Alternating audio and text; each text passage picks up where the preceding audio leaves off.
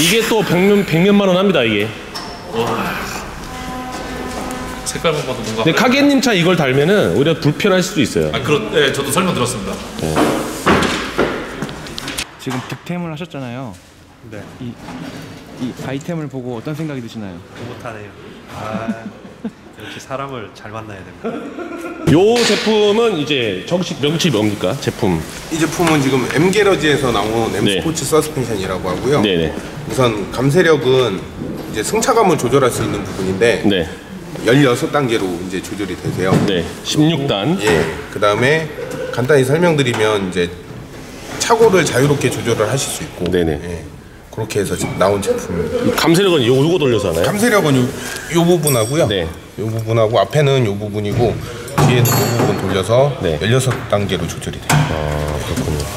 이 보면은 막 그 뭐 정립식, 역립식, 뭐 모노튜브. 네. 요거는 이제 정립식 네네. 이렇게 해서 단통식 방식으로 돼 있는 거고. 네네. 예, 좀 용어가 복잡해가지고 그죠. 거기까지 네. 설명드리면 네. 예, 복잡해서. 이것도 이제 그거는 네. 스테빌라이저 링크고요. 이게 들어가는 차종이 있고 안 들어가는 차종이 있는데. 순정을 쓰는 차도 있나 보네. 예, 쇼바 방식에 따라서 이제 조금씩 차이가 있고요. 예. 이제 저희 걸로 넣는 제품들은 구조상 순정을 못 쓰게 돼 있어서 네네. 좀 짧게 만든 거예요. 차고가 내려가면서 이제 짧아져야 되기 때문에 안 그러면 간섭이나 스텝의 간섭이나 이런 부분 때문에 네. 그렇게 해서 나오는 거예요. 스프링 레이트는 이게 어때요? 좀 그러니까 순정보다는 조금 더 하드한 편이에요. 근데 그렇군요. 저희 제품 자체가 너무 하드하면 공도에서 타시기가 불편하기 때문에 네. 저희가 이제 순정 승차감에 비슷하게 나와요. 그렇게 해서 16단으로 조절을 하시면 크게 불편한 거를 못 느끼시는 정도. 네, 그리고 오늘 셋업할 때는 한 감세력은 어느 정도로 하실 보통 저희가 처음에 이제 세팅을 해드릴 때는 중간 정도로 해드리고요. 네. 이제 거기에서 이제 고객님 성향이 다 틀려가지고 네네. 조금씩 이제 조정을 하시면서 이제 네. 맞추셔야 돼요. 자기 성향에 맞게. 오늘은 여러분 중간으로 셋업을 한다고 합니다. 네. 그래서 앞뒤도 좀 유저 성향에 맞춰서 조절을 하시잖아요. 그렇죠? 예, 그렇죠. 나중에 근데 이게 이제 타 보시는 거랑 처음에 세팅하는 거랑은 좀 틀려서 네. 타 보시고 이제 조금씩 앞에 따로 뒤에 따로 해서 조금 맞추셔야 돼요. 개인별로 그렇죠. 차이가 좀 있어서. 네네. 예, 그 조절은 이제 간단히 되는 방식이기 때문에 크게 어려운 건 없습니다. 네. 알겠습니다. 설명 감사합니다. 이 보면은 자 이거 비교해 볼게요. 이 순정이랑 비교해 보면은 굵기의 차이가 이게 왼쪽이 순정이고 여기 오늘 장착할 제품에 들어가는 건데 딱 봐도 야무지죠.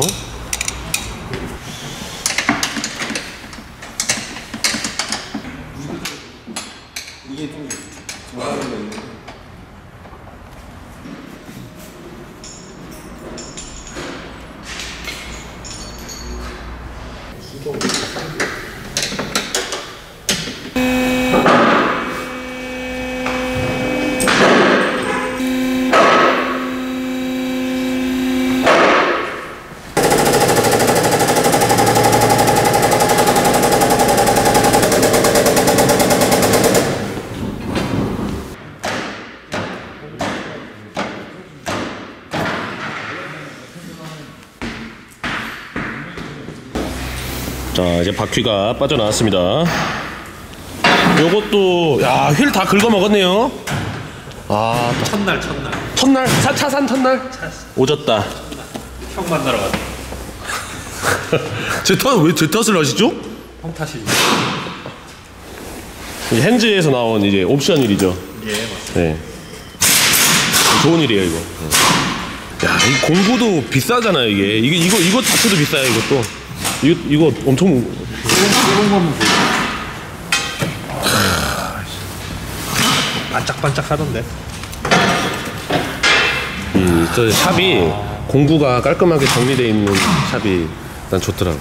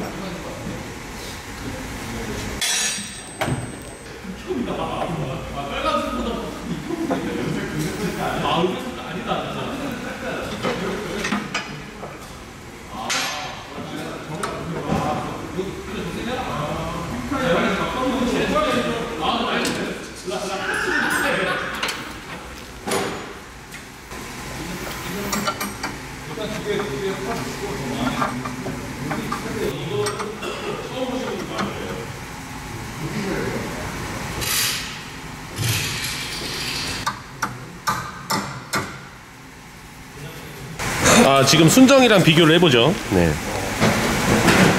순정이긴 하지만 이건 아반떼는 저 위에 안 들어간다네. 네. 이것도 이제 튜익스 옵션을 넣은 네. 서스펜션이죠. 저것도 잘 갖고 계셔야 돼요. 아니면 뭐, 원하는 사람들이 돈이 꽤 없으면은 저걸 팔아먹고 네, 근처에 닦아가지고. 이걸 원하는 사람들이 꽤 있어요. 여러분 이거는 처음 보시는 분들 많을 거예요. 정비소에서 많이 써가지고. 그렇죠.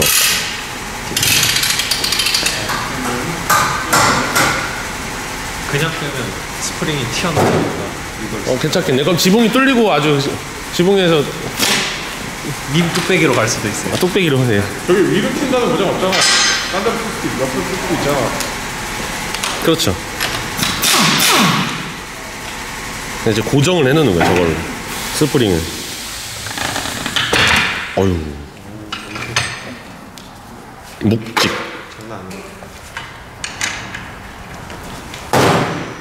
튜브의 관 자체가 이렇게 생겼구나. 빨리 더 오고 싶어. 그것도 지금 돈 한 푼 안 들이고 공짜 튜닝. 개꿀띠. 여러분들도 행운의 주인공이 될 수 있습니다. 앞으로도 채널 많이 사랑해 주시고. 나중에 이제 가면 될 거예요. 야, 이런 공구는 이거 이 상자랑 세트 한 얼마 정도 하나요? 3대 그죠? 없는 걸로 알고 있어요. 와, 300. 아까 브레이크를 꼽았다 보니까 브레이크가 빈약해 보이는데? 지르자. 브레이크 하자. 그렇지. 그런 방법도 있지. 몰래 그 벽돌 괴놓고 브레이크가 탐이 나서 이제 밤에 몰래 저 브레이크 뜯는다던데. 야, 그럼 고맙지. 왜? 왠지 신고하면 되니까. 정 없죠? 같이 살아도 정이 없다. 같이 살려. 여러분, 같이 삽니다. 저 쓰기랑 같이 살아요. 네. 같이 살아도 정 없다 정말. 차 바다에 밀어넣었다. 형이 리플 올라오면 사줄게. 안 올라. 평생 안 올라. 안 사준다는 거죠? 리플 4,500층. 4,500쯤만 하면 내가 모든 걸 해줄게 지금 이제. 내가 죽는 게 빠르겠다.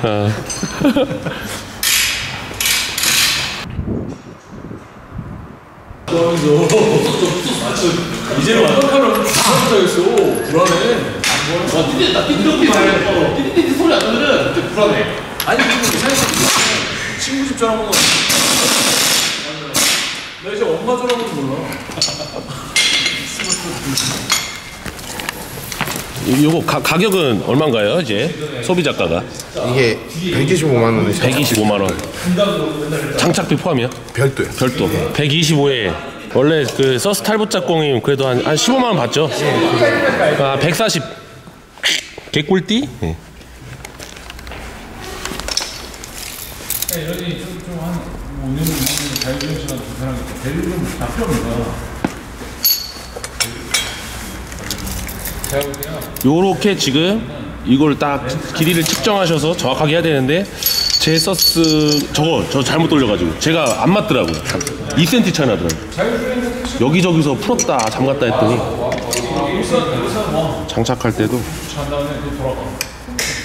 장착 노하우가 있는 샵에서 하셔야 됩니다. 순정보다 지금 차고를 좀 낮게 하실 겁니다. 예. 네. 강슬기님 차고 좀 낮아도 상관없죠? 원래 자세가 나오려면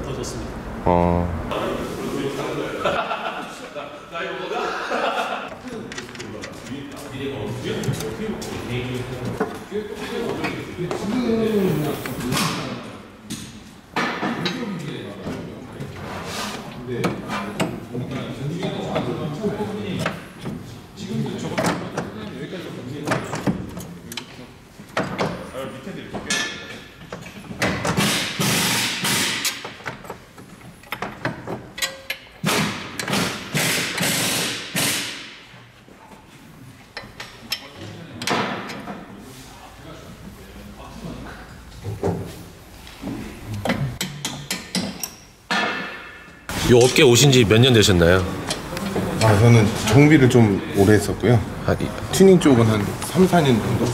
정비 한 10년 정도. 예. 그러면 서스 이런 건 한 수천 대 작업하셨겠네요. 서스는 좀 많이 했죠. 본사에서. 네.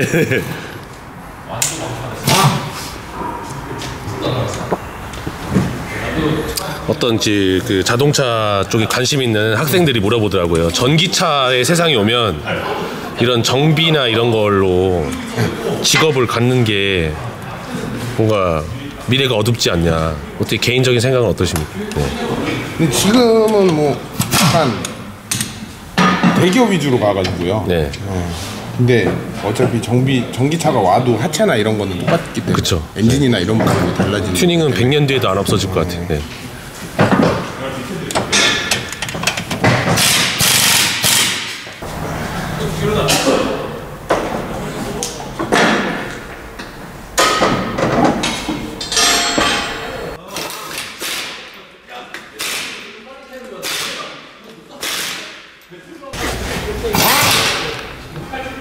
앞에 장착이 거의 끝났습니다. 앞서스 장착.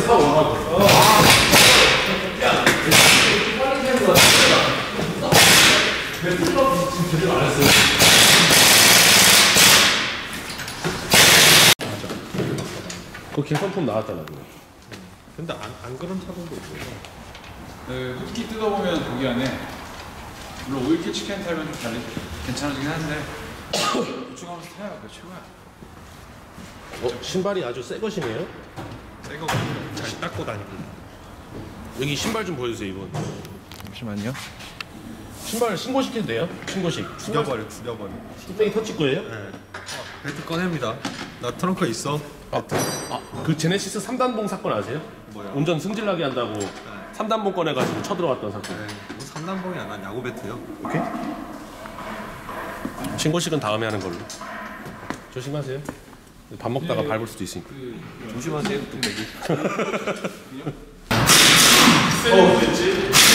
싹 빠져졌어요. 와, 되게 진짜 셀프가 해주지 않는 파들이야.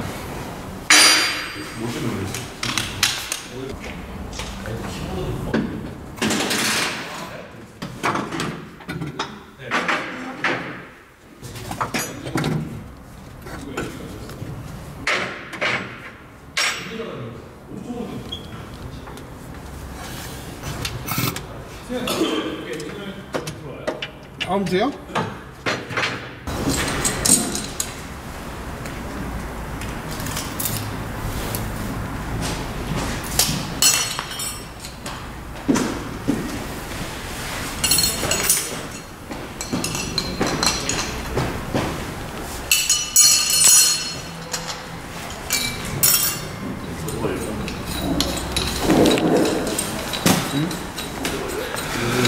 고생이 많으십니다.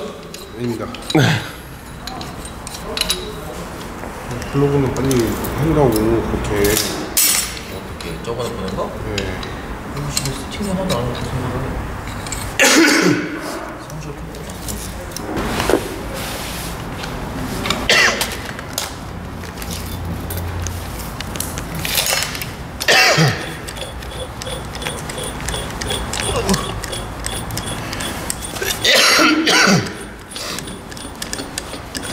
살살 타면 이건 한 그래도 수명이 이거 보증 기간은 어떻게 되나요? 1년이요. 1년. 네. 키로수는 없고요. 키로수는 없고요.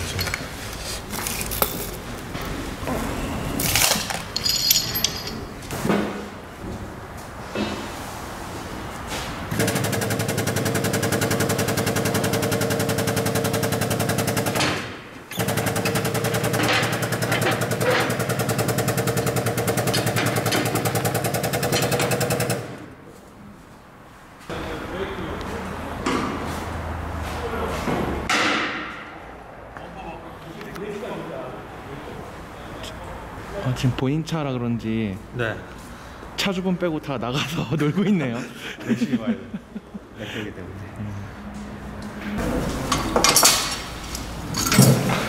로어암에 스프링을 넣고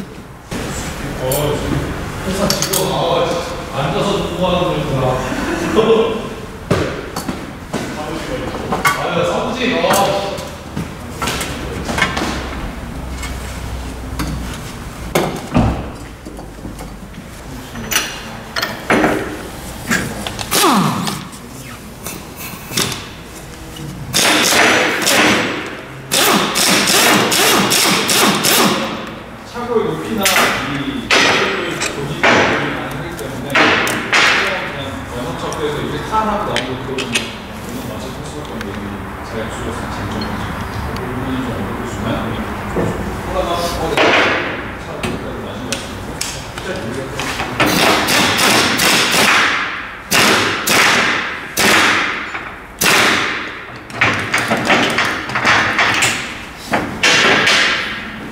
서스펜션 마운트 조작이.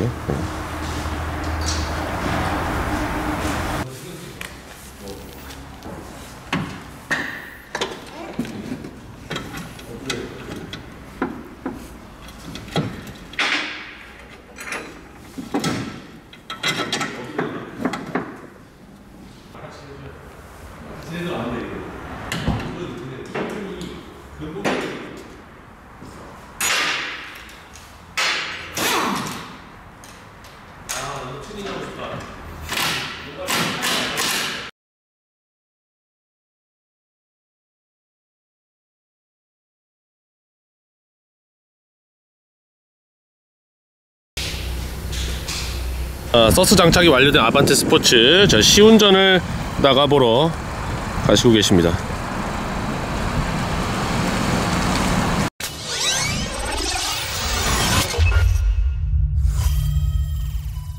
네, 카겐님이랑 이제 얼라이브 사신 강슬기님의 차에 드디어 장착을 했습니다. 예. 시운전도 이제 끝났고, 브레이크 길들이기 네. 좀 해야 돼요.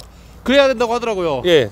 하지만 저가 타면 뭐 괜찮습니다. 이거는 왜 들고 있어요, 이거는? 뭐예요, 지금? 뭐야, 이게 시청자들 앞에서? 컨셉입니다. 컨셉? 네. 오늘 원래는 브레이크까지 같이 하는 거였는데 이분이 원래 제 거였는데. 근데 오늘 마침 제 생일이거든요. 그래서 제가 하나 뺏었습니다, 브레이크. 나도 생일날 주세요. 네. 어이구. 이게 야, 안녕. 안녕. 고맙다. 예. 댕댕이. 네. 안녕 주식아. 네. 준식이요? 자, 여러분, 이제 자동차 튜닝 순정으로는 뭔가 부족함을 느끼시는 분들, 그 중에서 또 이제 하체 부품인 서스펜션, 쇼크 옵저버랑 스프링, 그 다음에 이제 브레이크 캘리퍼와 디스크 로터, 패드까지 튜닝을 해봤습니다. 이분이 또 이 튜닝을 하고서 얻는 차이점이랑 느낀 점은 또 추후 영상에서 또 공개를 할 거고요. 또 강슬기님은 이거 몰고 트랙이나 아니면은 산에 한번 가보셔야죠. 타이어 바꾸고 트랙 가겠습니다. 지난번 86 대파 영상에서는 그거 보고서 서킷 갈 마음이 안 난다고 하셨는데, 제가 그 운전자분보다 운전을 더 잘한다는 걸 보여주겠습니다. 네, 좋습니다. 자, 오늘 또 이제 시청자분들한테 이렇게 나눔을 해줄 수 있게 돼서 감사드리고요. 또 도와주신 업체분들이랑 또 이제 제품 또 협찬해주신 온딜카 감사드리고요. 끝으로 한 말씀 하시죠. 네. 일단은 브레이크 바꿔주셔서 너무 감사드리고요. 한번 제가 계속 테스트를 좀 길들이고 테스트를 해봐서 얼마나 이제 저 같은 일반인들이 얼마나 좋게 받아들이는지 제가 영상으로 또 상기래와 같이 남기도록 하겠습니다. 그리고 지원. 마이크 빨리 넘기냐? 네, 충분히 잘하고 있잖아요. 네. 지원해주신 온들카 너무 감사드립니다. 앞으로도 많은 지원 부탁드립니다. 앞으로도 많은 지원. 저는 여기서 영상을 마무리하도록 하겠습니다. 재밌게 시청하신 분들, 구독 제발요. 제발 진짜 부탁할게. 제발요. 자, 마지막 끝으로 한번 인사하시죠. 네, 하나, 둘, 셋.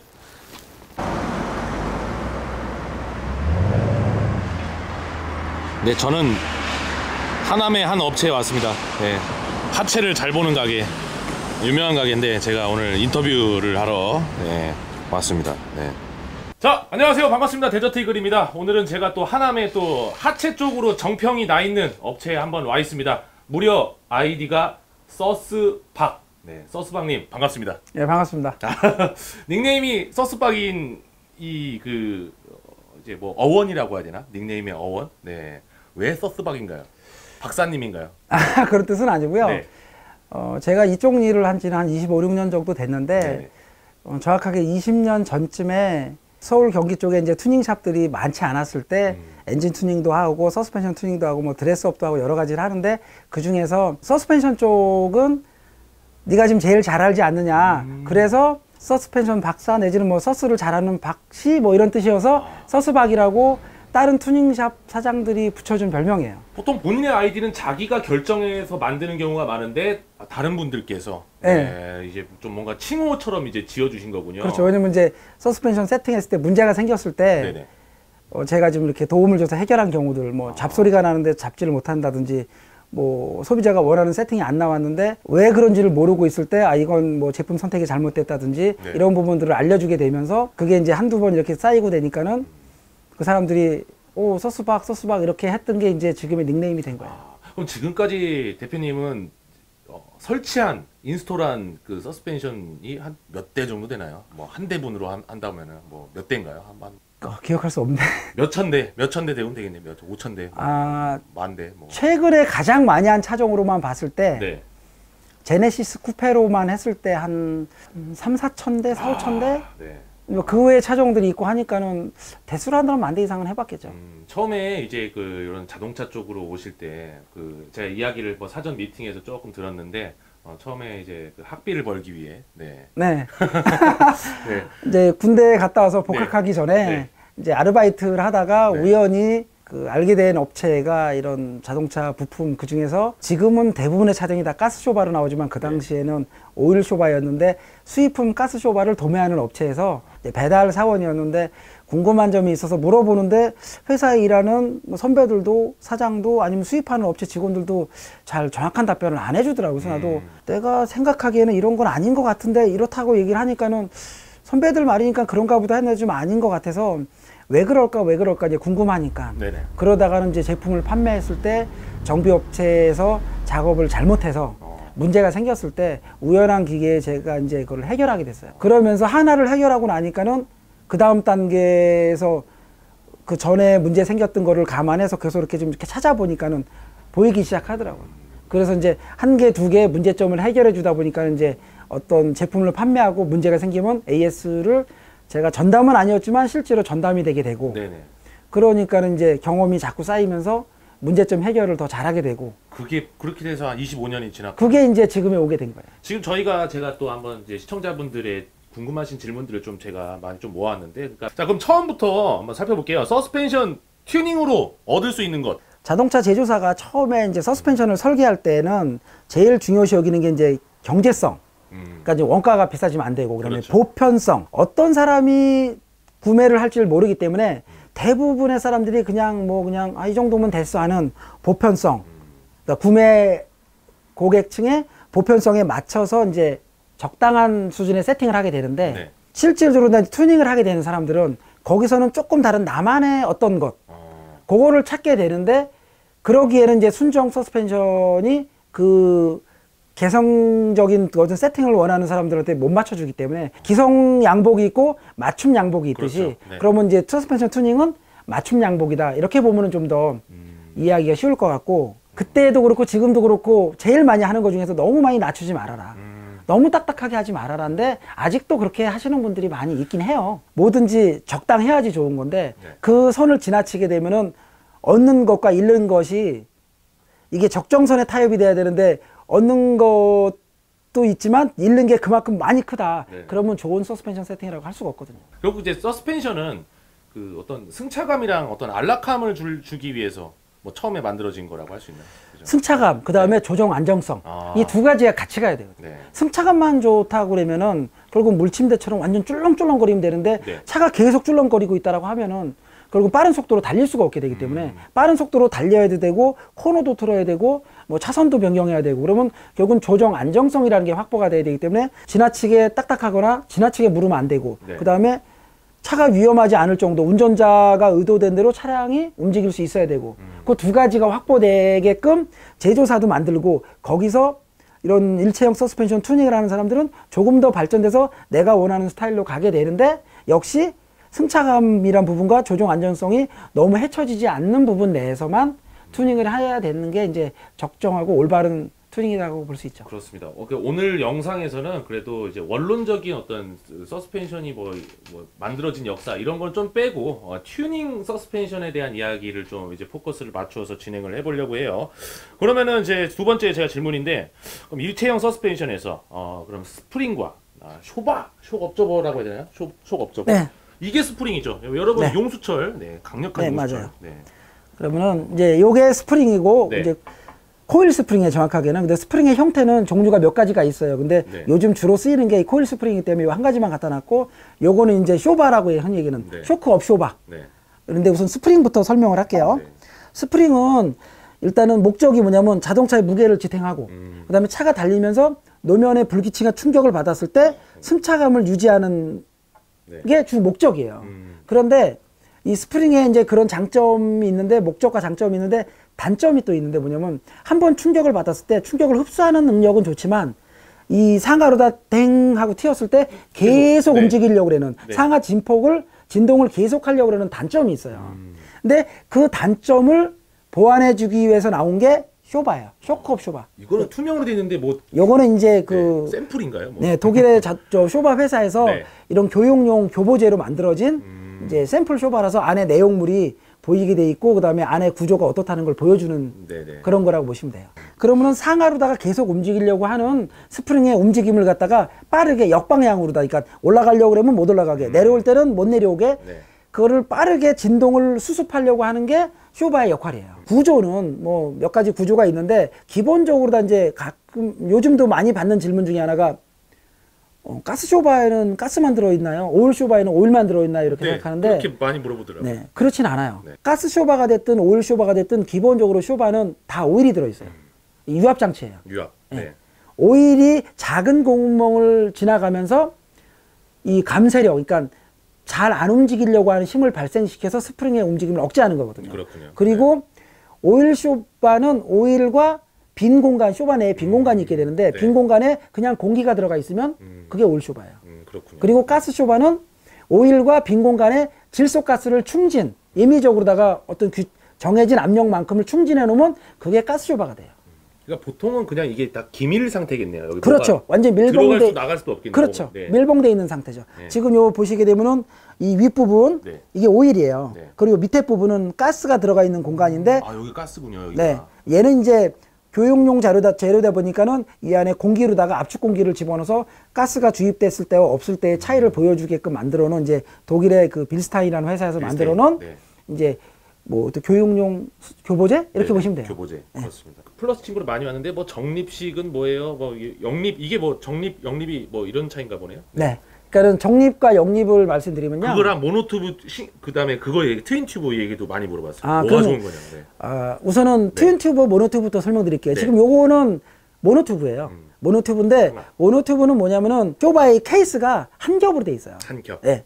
요게 모노튜브고, 트윈 튜브는 두 겹이에요. 그냥 뭐 나중에 이 철판을 두 장을 겹대놓은 게 아니고, 안에 있는 내측 실린더와 외부 쉘 케이스 사이에 빈 공간이 있는데, 그 빈 공간으로 오일과 공기 내지는 가스가 들어왔다 나갔다 하면은 트윈 튜브예요. 네네. 그리고 이 하나의 케이스 내에서 오일과 가스가 같이 존재하면은 요게 모노튜브예요. 그렇군요. 근데 장단점은 뭐 사실 어느 게 더 낫다라고는 이제 말하기는 좀 힘들어요. 왜냐면 모노튜브 쪽만 봤을 때는 모노튜브가 더 좋다. 네. 트윈튜브로 봤을 때는 트윈튜브가 더 좋다는데 장단점이 같이 있어요. 예를 들어서 뭐 트윈튜브 같은 경우는 그 제조 원가가 우선 좀 저렴해요. 트윈이요. 네. 그러니까 왜 제품의 스펙에 보면은 뭐 트윈 튜브 이게 그래서 궁금해서 물어보는 네. 거군요. 네. 구조는 좀 더 복잡한데 네. 제조 원가가 오히려 더 저렴해요. 왜냐면은 이 들어가는 부품들이 이 좀 더 이렇게 고가의 부품이 들어가지 않아도 되는 게 이 트윈 튜브로 된 가스 쇼바는 네. 충진되는 가스의 압력이 낮아요. 그래서 이런 실링이나 이런 부분들이 아주 강하지 않아도 그 압력을 견딜 수가 있어요. 그렇군요. 그리고 또 하나는 오일이 지나가는 밸브가 두 개예요. 네. 그래서 좀 더 세밀한 오일 컨트롤이 가능해서 승차감이 더 좋아요. 그게 일반적인 이제 평가고. 그렇군요.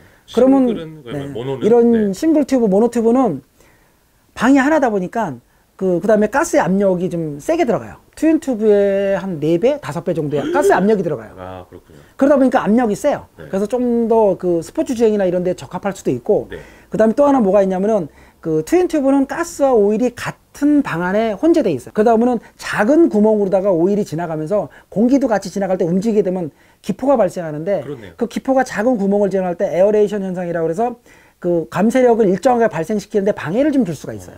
근데 모노튜브는 가스와 오일이 완전히 분리가 돼 있어요. 그렇네요. 그래서 그 에어레이션 현상이 생기지 않기 때문에 항상 일정한 감쇄력을 유지할 수가 있고 이렇게 들어보면 모노튜브가 더 저 같은 모노튜브를 선택할 것 같아요. 그런데 이제 그 네. 제조 원가가 좀 더 비싸다 이런 부분이 있고 그다음에 잘 만들어진 트윈 튜브는 사실은 또 뭐 모노튜브에 대비해서 전혀 그에 딸리진 못지않다. 않아요. 그렇기 네. 때문에 어느 게 더 낫다라고는 이제 굳이 이제 장단점을 비교했을 때 이렇게 되는 거고 네. 그다음에 정립식과 역립식은 간단해요. 쇼바가 이렇게 서 있을 때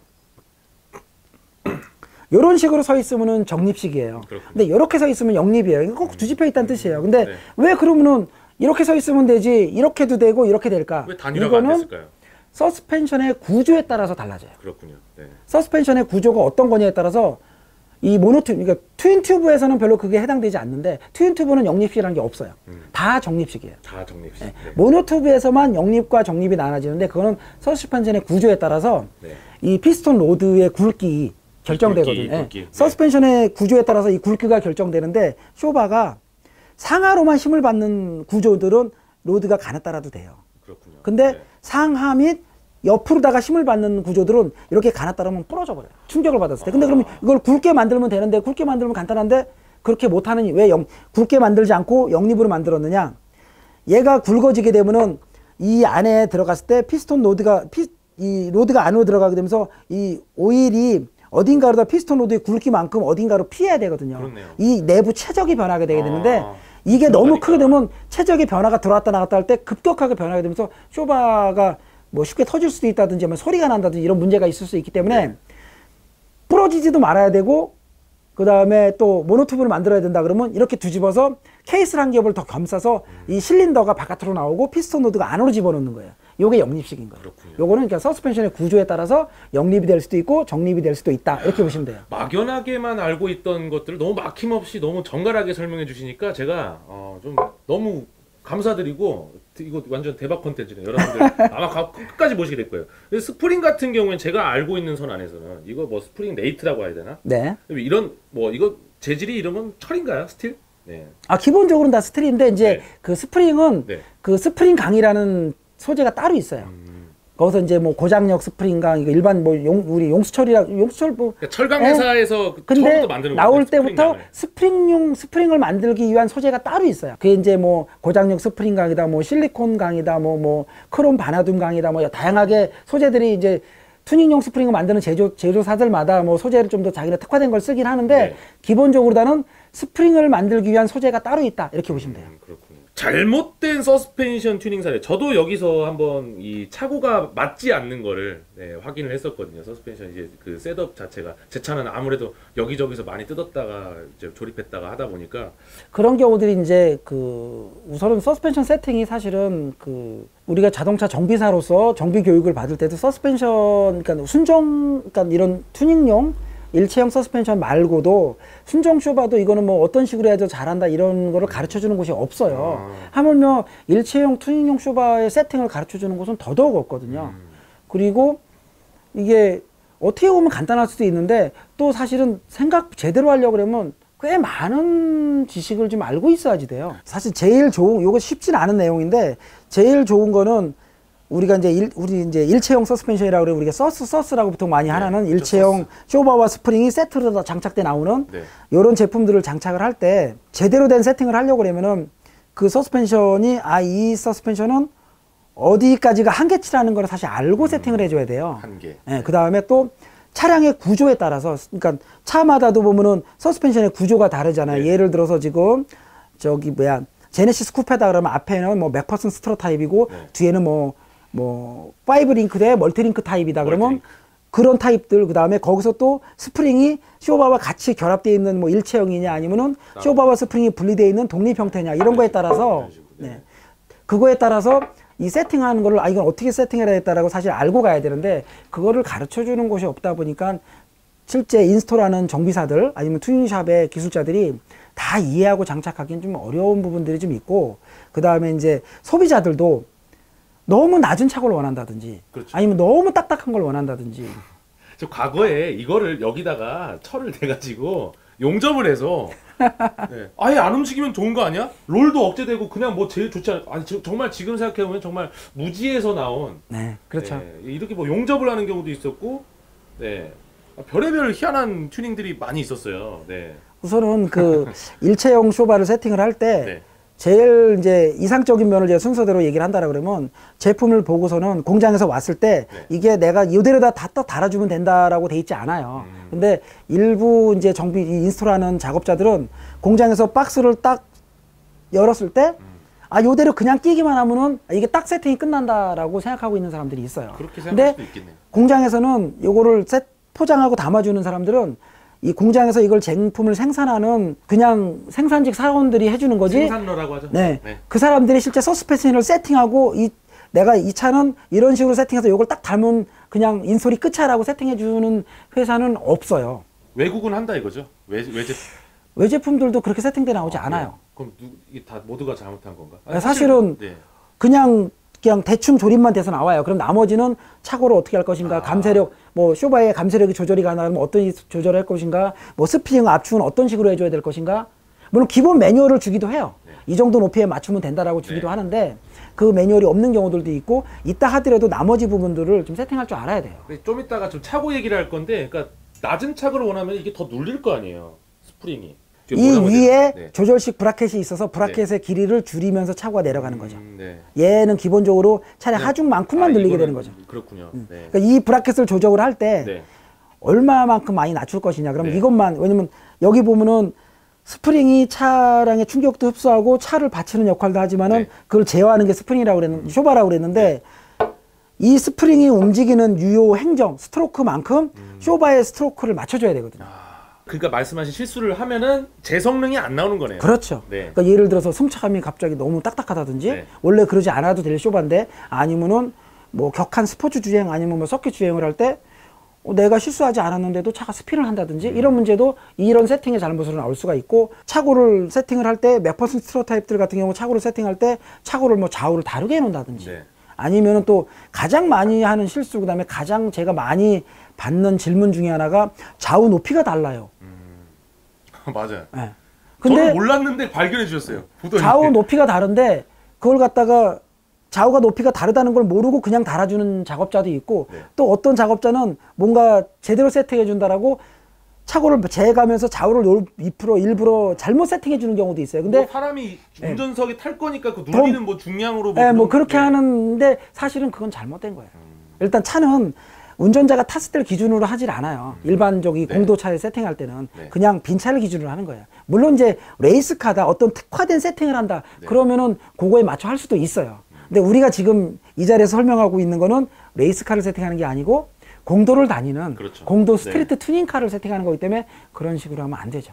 그다음 차고를 맞추면, 이게 저는 원래 낮추면 거의 다 차고를 높이려는 사람은 없어요. 거의 9대 1의 비율로 그렇죠. 낮추려고 하는 사람들이 많거든요. 네, 일단 뭐 네. 차고를 낮추게 되면 얻는 게 우선은 무게중심이 낮아지니까 네. 조종 안정성이 좀 증가된다. 네. 그다음에 또 뭐 이런 스포츠 주행 하지 않는다 하더라도 에어로 파츠나 이런 거를 해서 드레스업적인 측면으로 차가 좀 낮아지면은 자세. 예, 자세. 자세. 그런 것 때문에 하기도 하는데 어떻게 세팅하냐에 따라서 차가 언더스티어 성향이 날 수도 있고 오버스티어 성향으로 갈 수도 있어요. 서스펜션 세팅을 어떻게 하냐에 따라서 의도된 오버스티어냐 아니면 잘못돼서 오버스티어 나느냐, 운전자가 어떤 상황을 만나에 따라 달라지긴 그렇죠. 하겠지만 일단은 그 오버스티어, 언더스티어가 왜 나는지를 먼저 알아야 돼요. 네. 자동차라는 게 왜 지금 제가 이제 이렇게 모형 자동차를 갖다 놨는데 멋진 샘플이 있네요. 예, 갖다 놨는데 자동차 이제 바퀴 4개로 다 돼 있는데 네. 언더스티어라고 하면은 운전자가 어떤 의도된 선을 그려놓고서는 조향을 했을 때 그 조향대로 차가 이동하게 가게 되면은 제대로 된 코너링이 되고 있는데 운전자의 의도보다도 앞바퀴가 바깥으로 나가버리게 되는 거. 요게 언더스티어거든요. 그다음에 오버스티어는 반대로 의도된 대로다가 조향을 해서 가면 되는데 의도된 것보다 뒷바퀴가 바깥으로 이렇게 돌아버리는 거. 이게 오버스티어거든요. 네. 근데 오버스티어든 언더스티어든 이게 이론적으로 설명이 가능한 게 자동차가 실제 도로하고 만나고 있는 건 타이어거든요. 타이어. 최종 네. 지면과 접지되어 있는. 타이어인데 타이어의 접지력이 어느 쪽이 먼저 떨어지느냐 앞쪽이 먼저 떨어지면 결국은 코너링 시에 언더스티어가 되는 거고 뒤쪽이 먼저 떨어지게 되면 오버스티어가 되는 거거든요. 그렇죠. 그런데 이게 서스펜션의 세팅과 밀접한 연관이 있어요. 예를 들어서 이쪽이 50이고 이쪽이 50이다 좌우가. 네. 그러면 이제 두 개 합쳐서 100이라고 그러면 차가 미끄러지지 않는다고 가정을 했을 때 코너링을 해요. 이런 식으로다가 차가 가다가. 우측으로 코너를 해요. 그러면 원심력에 의해서 이쪽에 쏠리겠죠. 예, 원심력에 의해서 차의 무게 중심이 바깥쪽으로 이동하게 돼 있어요. 이제 왼쪽으로 이동하게 돼 있죠. 네. 그러면 만약에 접지력이 50대 50이었는데 이쪽에 접지력이 10이 떨어져서 40이 되고 이 바깥쪽이 만약에 60이 됐다. 그럼 둘 다 100이니까 접지력은 똑같잖아요. 그렇죠. 참 미끄러지지 않아요. 네. 더 빠른 속도로다가 코너링을 돌게 됐다. 그러면 무게중심의 이동이 더 갔어요. 네.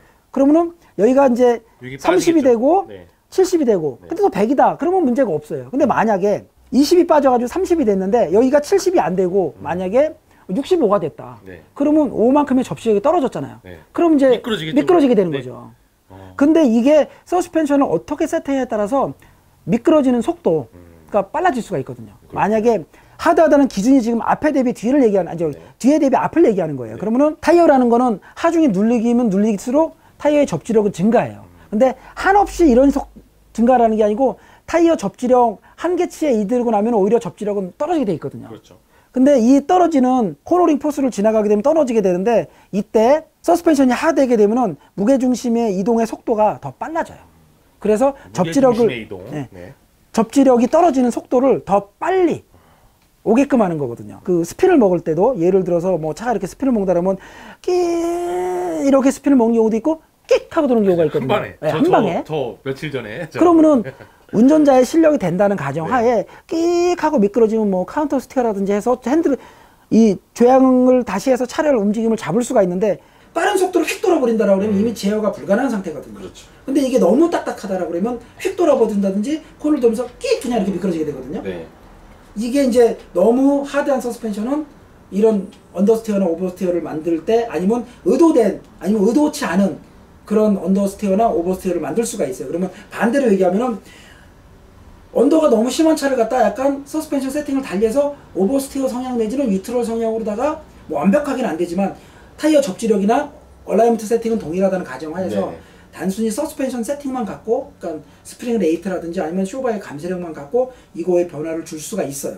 그래서 여러분 이런 거를 진짜 바로 시험해 볼 수 있는 게 바로 이제 레이싱 시뮬레이터나 게임이죠. 그렇죠. 바로 그 값을 비용이 안 들고 다 해보면서 할 수 있는데, 그래서 게임에서 이런 것들 값을 바꾸다 보면 차량의 어떤 거동의 변화나 뭐 그런 것들을 뭐 느낄 수가 있습니다. 네.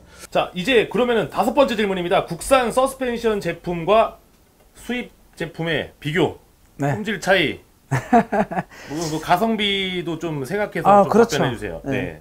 질문에서 조금 조심스러운 부분인 게 이제 네. 국내 일체형 서스펜션을 만드는 회사의 이제 관계자분들이 대부분 관계가 다 있죠, 또. 네. 아는 분들이다 보니까 제가 오래 이쪽 일을 하다 보니까 네. 다 아는 분들이라서 말을 하기가 좀 조심스럽긴 한데 일단 소비자분들이 선택할 때 기본적으로는 아직 수입 제품들, 네. 그러니까 일본 제품도 있고 대만 제품도 있고 독일 제품도 있고 뭐 미국 제품도 있고 다양하게 나올 수 있는데 크게 봤을 때는 지금 이제 일본과 독일 제품들, 네. 그다음에 최근에 이제 국산차용으로 대만 제품들도 나와요. 근데 일본 제품하고 독일 제품들이 사실은 아직도 좀 더 앞서 있는 거는 사실이에요. 그렇군요. 네. 네. 그럼 어떤 점에서? 내구성도 그렇고 내구성. 그다음에 이제 국산들도 근데 내구성은 상당히 좋아지는데 네. 제일 앞서 있는 부분들이 세팅에 돼 있는 부분들, 얘기했던 부분들, 스프링의 움직임과 쇼바의 움직임의 매칭, 그러니까 뉴어 스트로크 두 개의 움직임이 상하로 움직일 때 밸런스가 맞아야 되는데 그런 부분에서 얘네들이 훨씬 더 오래되다 보니까는 뛰어나게 세팅하는 부분들이 있고, 그다음에 아무래도 그 소재 산업 자체가 일본이나 독일이 좀 더 우리보다 발전했기 때문에 네. 그런 부분에서 조금 더 앞서 있긴 한데 지금은 국산들이 예전은 이제 요즘은 터지는, 우리가 이제 일단 터진다고 하잖아요. 네네. 잡소리 뭐 네. 터진다 그러는데 터지는 것들도 종종 나왔는데 요즘은 솔직히 제가 판매해봐도 터지는 것들은 드물어요. 소리 부분에서도 웬만하면 잘 안 나고 내구성은 상당히 좋아졌는데 아직 조금 부족한 건 세팅 부분은 제가 보기에는 조금 부족하지 않나 생각이 들고, 제품의 문제로만 봤을 때 어떤 부위가 많이 잡소리? 왜 서스 잡소리 하면은 모든 자동차 동호회 다 있어요. 네.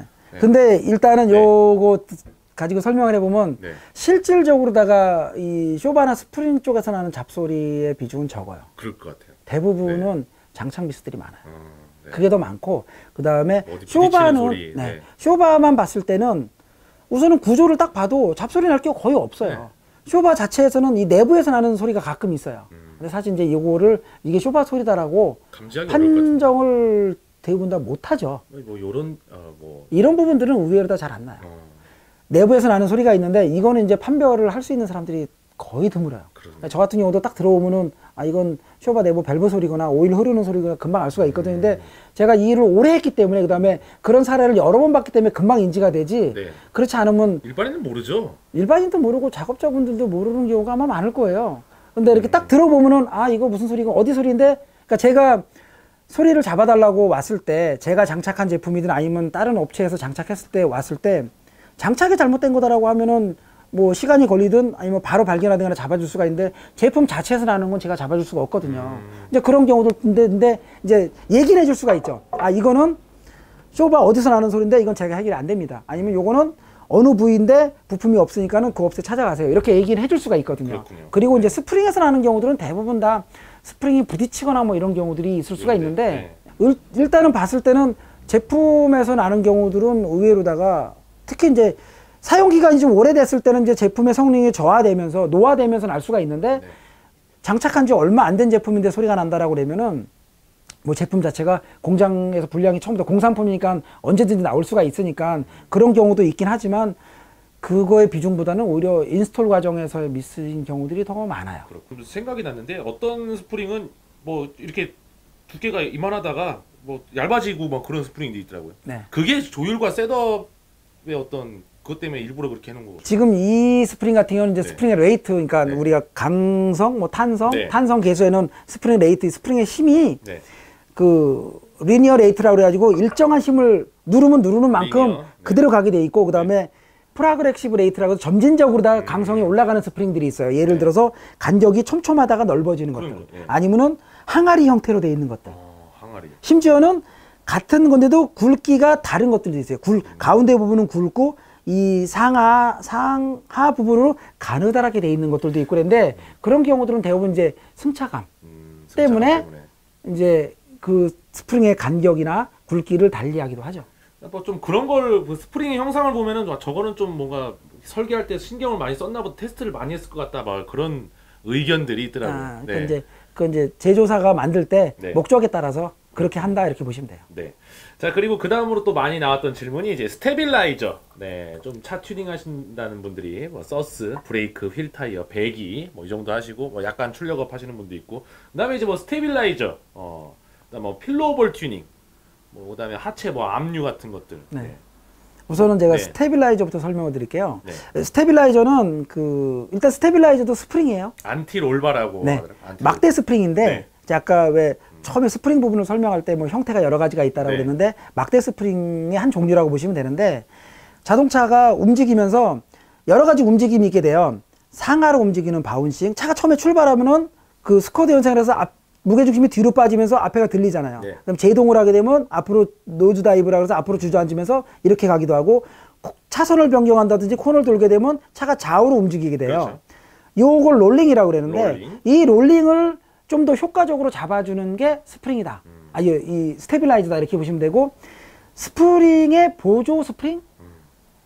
이 스프링은 차에 네 바퀴에 장착되어 있는 쇼버와 스프링 같은 경우는 차가 이쪽 방향으로 만약에 기운다라 그러면 내려오지 못하도록 밀어 올려요. 근데 이쪽의 스프링도 무게중심이 이쪽으로 가서 여기 가벼워지니까 똑같이 밀어 올리거든요. 그러면 조금 적극적인 롤링을 제어하는 데는 좀 부족하다 이렇게 보시면 돼요. 네. 근데 여기서 막대를 하나 걸어서 이렇게 차가 기울어진다면 얘는 기울어지지 않게 들어 올려주고 여기에 올라가는 쪽은 올라가지 못하도록 당겨주고 극으로 그래서 치지 못하게. 그렇죠. 안티롤바. 네. 적극적인 롤링 제어를 해주는 제품이 스테빌라이저라고 보시면 돼요. 극단적으로 레이싱 하시는 분들은 뭐 빼는 분들도 있고 뭐 하드하게 하시는 분들도 있더라고요. 그거는 이제 목적에 따라서. 네. 네, 근데- 그거는 좀 이제, 네. 이제 멀리 가신 분들. 그렇죠. 네. 목적에 따라서 네. 그러니까 우리가 레이스카를 보고 간혹 무작정 따라 하시려는 분들이 있는데 네. 그건 다른 거예요. 왜냐면 차도 다르고 운전자의 실력도 다르고 네. 뭐 타이어라든가 모든 세팅이 다 다르잖아요. 그다음에 사용하는 공간도 서킷이라는 딱 한정된 공간에서만 사용하고 우리가 지금 다루고 우리가 타는 차들은 공도에서 다양한 노면과 다양한 운행 조건을 만나는 차이기 때문에 그런 차들을 무작정 따라하는 건 안 되죠. 그렇게 하자고 하는 분들도 있었겠네요. 손님 중에. 간혹 있어요. 그러면 정말 꽉 조여주세요 이런 네. 분들. 정말로 이렇게 됐을 때 나타나는 현상에 대해서 아느냐, 네. 당신이 대처할 수 있느냐라고 물어보죠. 최대치까지 다 말해주시겠네요. 최악의 네. 결과까지. 해줬는데 그래도 해달라 그러면 해줘요. 근데 10명이 그렇게 얘기를 하면 설명을 해주면은 한 7, 8명은 그러면 마음을 접고 그래도 네. 한두 명은 해달라고 그래요. 네. 근데 그러면은 그 사람은 그렇게 됐을 때 나오는 결과물에서 알고 있거나 아니면은 사고가 나거나 이렇게 되죠. 그다음에 뭐 그다음- 필로볼, 그다음에 네. 부싱. 여기 뭐 촬영이 좀 오래되면은 뭐 삭거나 뭐 이런 뭐 부싱 좀 갈아야 된다고 하던데요. 뭐 이런 얘기들 많이 들어보셨을 거예요. 네. 우선은 그 필로볼 부싱 이제 같은 부위에 들어가기 때문에 같은 거라고 볼 수가 있는데 그 차체하고 타이어를 연결해주는 네. 압류. 네. 압류가 보면은 그 금속으로 되어 있지만은 결국은 연결되는 부위는 네. 그 고무로 다 되어 있거든요. 그렇죠. 근데 이 고무 부분은 소음이 나는 걸 방지해주기도 하고 승차감을 좋게 하는 부분도 있고 그다음에 좀 이 좋은 세제들로 해서 수명을 길게 해주는 여러 가지 그런 효과들이 있는데 그 대신에 단점보다는 고무다 보니까는 움직임에 네. 폭이 좀 큰 거예요. 고무가 많이 움직이게 되면서 있고. 예를 들어서 상하로 움직일 때도 있지만 좌우로 다 차량이 코너링을 한다든지 할 때 이 암이 정해진 공간에서 이렇게만 움직여야 되는데 이렇게도 움직이지만 약간 이렇게 들어오고 움직여야 되거든요. 유동성이 있죠. 유격이 생기게 되거든요. 네. 근데 그 유격이 불필요한 움직임을 네. 억제해 줄 수 있는 부품이 이제 그 고무 부싱부를 빼버리고 금속으로 다 된 필로볼을 박는다든지 아니면은 강화된 딱딱한 우레탄을 박는다든지 이렇게 해서 투닝을 하기도 해요. 근데 이제 그게 어느 정도 손에 할 거냐에 따라서 뭐 레이스카라고 그러면은 뭐 전체 풀 필로볼을 하기도 하고 또 실제로 양산차 중에서는 일부 중요한 부위에는 아예 필로볼이 장착돼서 나오기도 해요. 필요하신 분들이 튜닝했을 경우에는 그러니까 알고 뭔가 어떤 기능이 이해하고 튜닝했을 때 상당히 그 금액 대비 그 바로 그 온라인 게임 핸드폰 게임으로 치면 과금 만족도죠. 바로 나오거든요. 네. 핸들링이 되게 날카롭고 뭔가 직결감과 어떤 이게 좀 좋은데 막 운전이 정말 재밌어져요. 네, 운전할 맛이 나는데 뭐 이런 쪽 튜닝 영역입니다. 자, 그 다음에 또 이제 서스펜션 하니까 또 에어 서스펜션 얘기 제가 원래 안 하려고 했는데 에어 서스펜션 그 인터넷 같은데 인스타그램 같은데 보면은 정말 와 저게 어떻게 땅바닥에 방지턱 긁히지 않을까? 그게 보통 주차 모드로 그냥 딱 자세를 내놓은 거잖아요. 그런 경우들이 많죠. 거의 네 그렇습니다. 이게 에어 서스펜션이 또 이게 최근에 만들어진 게 아니라 역사가 좀 됐습니다. 이게 네. 한 몇십 년 됐죠 이것도. 그렇죠. 네. 양산차에 달려 나오기도 하고 이제 보통 이제 고급차에 많이 승차감 때문에 달려 나오기도 하는데 버스에도 달려 있는 차도 그렇죠. 있고. 화물차들도 달려 있기도 하고 네. 여러 가지 용도로 쓰이곤 있는데 지금 우리가 이제 일반적인 우리가 투닝을 하는 승용차에 장착되는 에어 서스펜션들이 이제 제조사에서부터 처음부터 달려 나오는 예를 들어서 뭐 아우디의 뭐 S7이다, RX7이다 아니면 뭐 포르쉐에도 뭐 파나메라 같은 차에 고급 이제 상위 버전에 들어가 있기도 하고 뭐 벤츠 뭐 SL 500이다 이런 차에 들어가 있기도 한데 승차감과 그 다음에 어느 정도의 스포츠 주행도 적합하고 차고를 또 좀 올렸다 내렸다 할 수 있는 이런 장점들이 있어요. 그런 장점들이 있는데 단점으로다는 역시 가격이 비싸고 그 다음에 부피가 크고 무겁다. 그 다음에 또 처음에 제조사에서 달려 나온 게 아니고 바깥에서 튜닝용으로다가 인스톨해서 달았을 때는 이제 뭐 에어탱크라든지 펌프나 이런 거 트렁크 공간을 포기하고 달아야 된다든지 그 다음에 비용 자체도 좀 더 고가다. 왠지 얼라이먼트도 매번 바뀔 것 같다는 느낌이 들거든요. 주행 모드, 당연히 모드. 바뀌죠. 미세하게. 네네. 그래서 보통 이제 에어 서스펜션이 달린 차들을 얼라이먼트를 보는 경우에는 평상시 가장 많이 사용하는 높이에 맞춰 달라고 하고 그다음에 제가 얼라이먼트를 봐주게 돼요. 아주 스포츠 주행 쪽으로만 봤을 때는 그러니까 뭐 타이어에 이제 그립 한계점까지 쓰는 분들 기준으로 봤을 때는 조금 적합하지 않다라고 볼 수 있는데 적당히 기분도 내고 어느 정도 뭐 낮은 자세 뭐 이런 걸 좋아하시는 분들한테는 뭐 이건 개인의 취향 그야말로 개취의 문제이기 때문에 뭐 나쁘다 좋다를 얘기할 수는 없는 것 같아요. 그렇죠. 네, 여러분 에어 서스펜션 단점이 있습니다. 비싸다. 네, 일단 그게 비싸다가 이제 큰 단점이 될 수 있을 것 같습니다. 제가 또 질문에서 중요한 걸 제가 하나 빼먹었어요. 얼라이먼트 얘기를. 이 얼라이먼트는 여러분 많이 들어보셨을 거예요. 뭐 타이어를 바꿔도 휠을 바꿔도 그리고 이제 이런 서스펜션을 바꿀 경우에는 얼라이먼트를 필수로 봐야 됩니다. 네. 왜 봐야 되나요? 이게 다 완전히 순정품과 완전 달라지니까. 네, 우선은 그 휠 얼라이먼트라는 거는 그 네 바퀴에 휠 정렬. 휠 정렬을 시켜주는데 뭐 그거 이제 수치가 뭐 캐스터, 캠버, 토우, 뭐 킹핀까 여러 가지 수치들이 있는데 사실 뭐 그걸 다 알 필요는 없어요. 그건 작업자들이 알아야 되는 부분이기 때문에 그런데 일단은 운전자 기준으로 봤을 때 차가 쏠리지 않고 네. 핸들링이 이상하지 않고 타이어에 편마모가 먹지 않고 이러면은 좋은 얼라이먼트 값이라고 볼 수가 있거든요. 근데 타이어를 갈게 되면은 우리가 아까 서스펜션이나 이런 부분에서 최종적으로 노면에 닿는 건 타이어라고 얘기했듯이 타이어가 바뀌게 되면 얼라이먼트 값이 바뀌어져요. 달라지게 돼요. 왜냐면 닿는 면이 달라지게 되니까. 그 다음에 또 서스펜션을 분해 조립을 하게 되면은 이 암들의 위치나 이런 것들이 조금씩 변화되면서 네, 얼라이먼트 값이 변화가 되고 그다음에 또 차고를 변환시키게 되면은 제일 크게 이제 캠버 값이 변화가 돼요. 네. 그 다음에 캠버가 변화되면은 차량의 구조에 따라서는 토우 이게 같이 연동을 해요.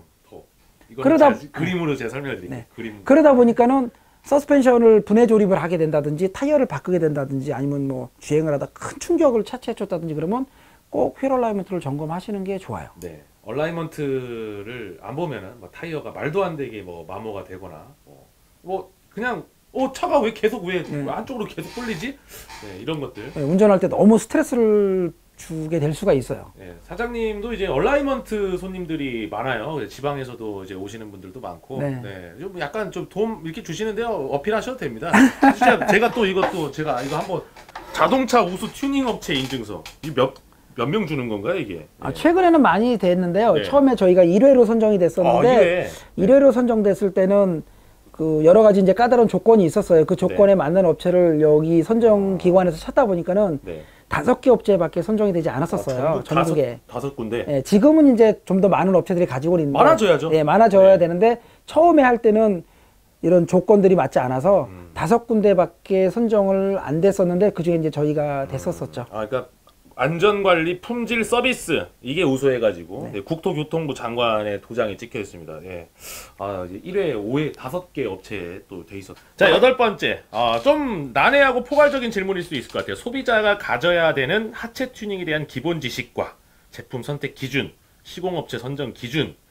그러니까 뭐 지식은 사실 공부하려면은 뭐 인터넷에 요새 다 모든 자료들이 다 있거든요. 근데 이거 하기 싫은 사람도 있어요.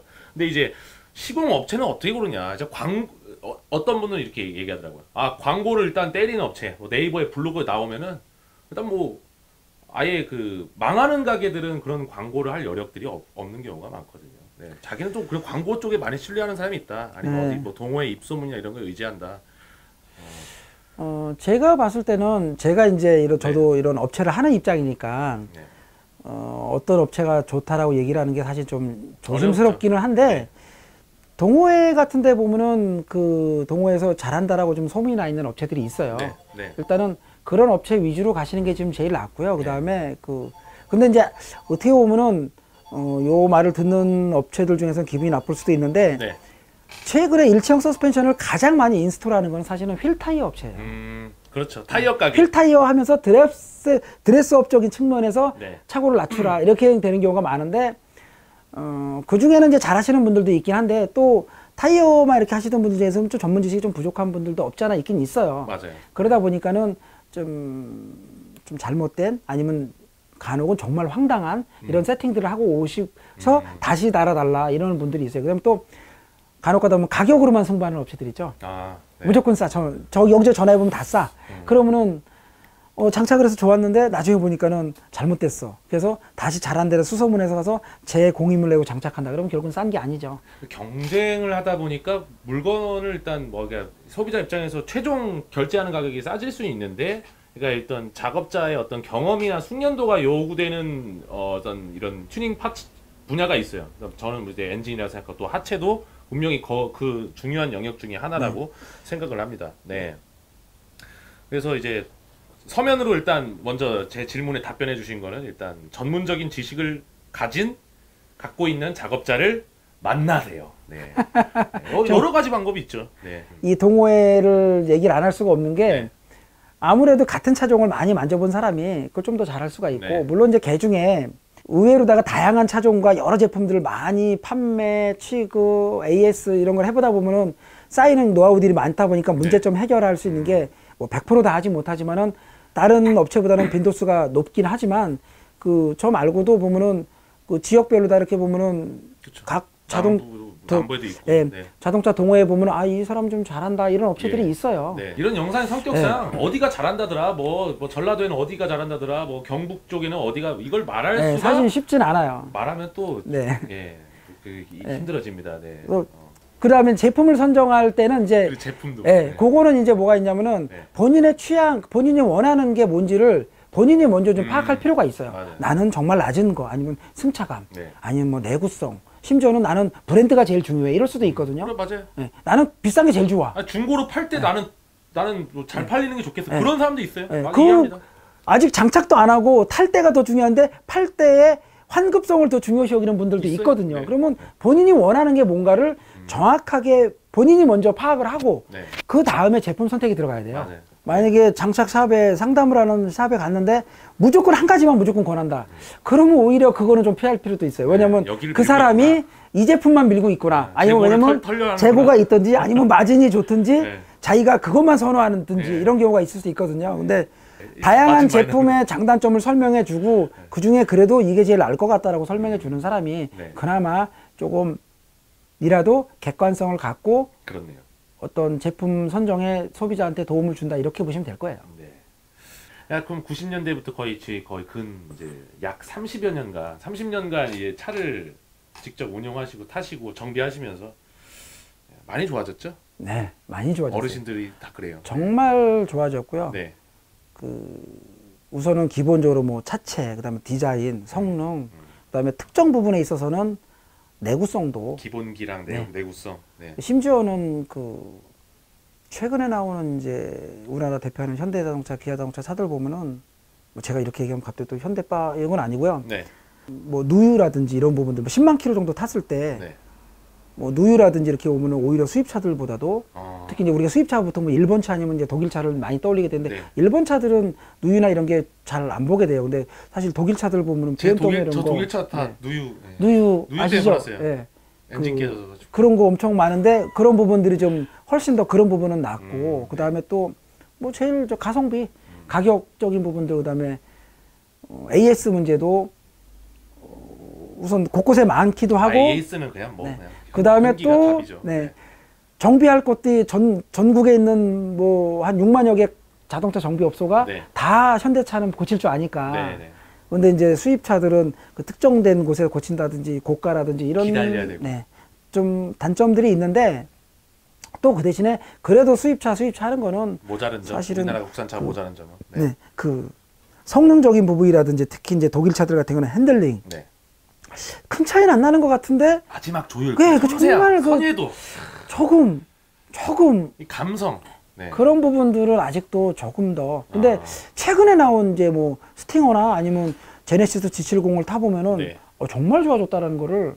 홍콩이랑 제가 유럽에 있는 친구랑 원래 게임할 때 알던 친구인데 뭐 제가 뭐 짧은 영어로 뭐 얘기를 해봤어요. 걔네들도 거기에서도 우리나라 차들이 많이 이제 돌아다니고 있는데 이런 이야기를 했어요. 내가 그러니까 너네 나라 사람이면 한국 사람이면은 이렇게 우리 걔 독일의 유학생인데 이런 얘기를 할 것 같아요. 현대차는 이 가격에 너네 국산차는 이 가격에 만드는데 너네는 못 만들잖아. 왜 지금 전 세계적인 뭐 가격이 너무 지금 저희 국산차를 지금 빠르는 것 같지만 네. 뭐 지금 전반적으로 느끼는 게 저랑 뭐 동감을 하는 부분이 많은 것 같습니다. 맞아요. 그 벨로스타 N 같은 경우가 지금 나오려고 하고 있잖아요. 네. 뭐 가격이 뭐 4천만 원은 안 넘겠죠. 그럴 거라고 뭐 3,000대 정도 되지 않을까라고 네. 예상들 하는 것 같더라고요. 근데 이제 이걸 반대로 제가 또 이번에 벨로스타 N 영상 제목이 독일차와 일본차가 긴장해라. 이건 물론 약간 어그로성으로 좀 이제 네. 좀 도전적인 제목이었지만 근데 진짜로 그래요. 가격적으로 너네도 이 가격에 만들 수 있어? 판매할 수 있어? 있잖아. 근데 왜 안 해? 지금까지 좀 이문을 많이 취한 부분에서 어떻게 생각해? 이런 의문은 고객이 가져볼 수 있다고 저는 생각을 합니다. 그래서 종합적으로 봤을 때 아직은 근데 많이 따라왔다. 네. 쇼바랑 뭐 비슷하냐 이 서스펜션이랑. 네, 많이 따라왔다. 네. 그 정도가 비교적 좀 제일 정확한 표현일 것 같아요. 그러니까 뭐 저는 한 거 없이 그냥 이제 네 그렇습니다. 막 아주 편안했습니다. 저는 마치 막 자동 이제 제가 눌러가지고 이제 뭐 인터넷 강의 듣듯이 너무 재밌게 말씀도 잘해주셔가지고 감사드리고요. 끝으로 한번 시청자분들께 한번 인사 말씀해 주시죠. 네. 네, 제가 근 30년간 이거를 하다 보니까는 알게 되는 것들이 있는데 소비자분들이 그 아까 내용에도 포함되긴 하지만 서스펜션 튜닝을 할 때 무작정 하실 게 아니고 내가 뭘 원하는지부터 파악하고 그 다음에 제품을 선택하고 그 다음에 샵을 선택하고 해서 조금 신중하게 선택하시고 뭐 경제적인 능력이 된다라면 이 제품 저 제품 이 업체 저 업체 가서 다 달아보시면은 답이 금방 나올 수가 있는데 누구나가 다 그렇게 할 수 있는 건 아니잖아요. 그러니까는 그 제품 선택하실 때 그리고 또 너무 딱딱하거나 너무 낮은 차고는 좋지 않고 법적으로라도 최저 지상고 12cm라는 게 있으니까 실질적으로 좋은 서스펜션 세팅은 대부분 다 12cm 이상 나와야 돼요. 그리고 저 같은 경우도 세팅할 때 너무 낮게 해달라고 그러면은 한 번쯤은 이런 문제점이 있는데 그래도 해드릴까요? 라고 물어보고 검사 받으려고 여기다가 뭐 우레탄 넣고 막 근데 제가 나무 토막 넣고 막 옛날에 그런 거 막 봤었어요. 아 요즘도 가끔 그렇게 해줬다는 예가 있는 거로 봐서는 드물지만 아직도 있나 봐요. 근데 하여튼간 좀 제대로 된 세팅을 하시려고 그러면 소비자분도 조금 더 공부를 하실 필요가 있고 그 다음에 좋은 업체, 좋은 제품 만나서 세팅하시는 게 좋습니다. 여러분들의 펀 드라이빙 그리고 안전한 드라이빙 그리고 여러분들의 또 어떤 이제 튜닝할 때의 이제 올바른 그리고 피해 입지 말고요 좀 도움이 되라고 이런 좋은 컨텐츠 이지카튠이라는 컨텐츠를 하고 있습니다. 자 영상 재밌게 보셨다면 여러분들이 좋아요, 구독, 댓글 눌러주시고요. 네, 그러면 여기서 영상을 마치도록 하겠습니다. 감사합니다. 같이 인사하시죠. 고맙습니다. 네, 감사합니다.